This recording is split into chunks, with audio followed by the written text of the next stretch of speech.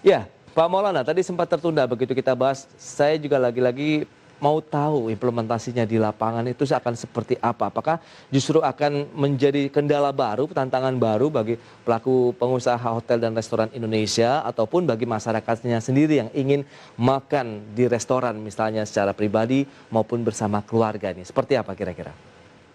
Secara regulasi, secara aturan yang dikeluarkan oleh pemerintah tentu akan menjadi kendala. Iya. Tapi secara pengawasan ini akan menjadi masalah juga bagi pemerintah. Karena kan kita paham bahwa untuk mengawasi kegiatan-kegiatan di lingkungan masyarakat, misalnya di warteg, ya kan, pasar tradisional segala macam aja, itu tidak mampu pemerintah untuk mengawasi terkaitan dengan prokes, apalagi keterkaitan dengan masalah wajib orang makan dengan sertifikat vaksin. Yes. Nah ini akan terjadi nanti, pemerintah tinggal memilih mereka lebih mudah mengawasi yang besar-besar atau mengawasi yang kecil kan gitu.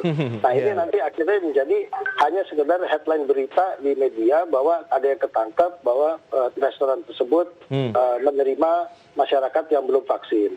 Kan seperti itu jadinya. Hingga kita akan selalu balik ke masalah yang awal. Jadi bukan kita menyelesaikan permasalahan substansinya, tapi kita ribut hanya dalam sisi pengawasan yang kita tahu pengawasan itu hanya tebang pilih. Ini yang terjadi nanti. Itu yang kita sekali lagi kita sampaikan bahwa sebenarnya aturan ini harus benar-benar dipersiapkan dengan sesuatu yang benar-benar modelnya kita benar-benar bisa komit gitu Mas.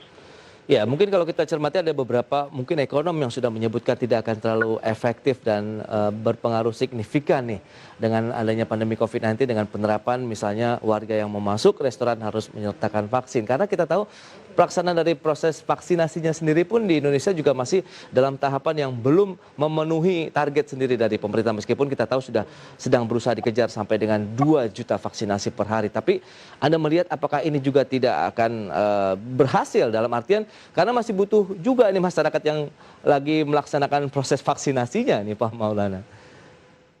Ya kita kan sekarang sedang mengejar-ngejar bagaimana orang yang tervaksin itu makin meningkat kan gitu. Yes. Jadi target itu kan kalau bisa itu kita capainya bisa 100%. Namun pemerintah juga harus melihat ya dalam proses vaksin ini kita melihat ada beberapa banyak hal di dalam proses vaksin.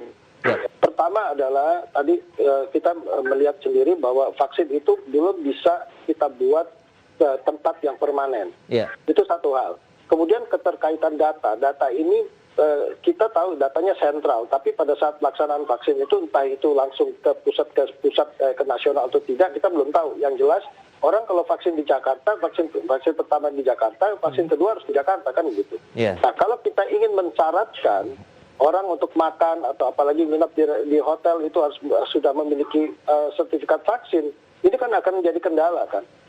Pada kalau kita ingin melakukan yang namanya mensyaratkan sertifikat vaksin untuk melakukan sesuatu hal atau kegiatan, kita harusnya menyiapkan dulu bahwa vaksin ini memang benar-benar ketersediaannya memang benar-benar ada. Sehingga tidak menyulitkan bagi orang yang nanti akhirnya mau kegiatan tertentu harus bersyarat sertifikat vaksin, mereka vaksin dulu sebelum mereka melakukan kegiatan tersebut. Itu satu hal. Kemudian yang kedua, informasi tempat yang permanen, bukan tempat yang berpindah. Ini juga sudah harus dipikirkan ke depannya, karena kita memang benar-benar ingin mengakses segala lapisan masyarakat untuk bisa divaksin. Itu yang menjadi note paling utama sebenarnya kepada pemerintah. Nah, jadi